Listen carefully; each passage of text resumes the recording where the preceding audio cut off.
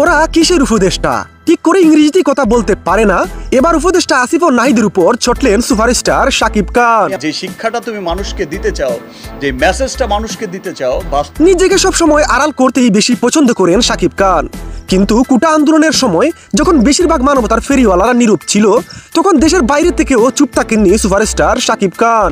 শিক্ষার্থীদের পক্ষে ছিল তার পরিষ্কার অবস্থান। এবার উপদেষ্টাদের উপর চটলেন শাকিব খান। সংবাদ মাধ্যমের কাছে দেশের বর্তমান পরিস্থিতির বিষয় নিয়ে কথা উঠলে শাকিব খান বলেন, স্বৈরাচার হাসিনা দেশ ছেড়ে পালালেও কিন্তু বর্তমান কিছু উপদেষ্টারা কাজের না, ঠিকমতো ইংরেজি কথাও বলতে পারে না, বাইরের দেশের মানুষের কাছে লজ্জিত হতে হয়।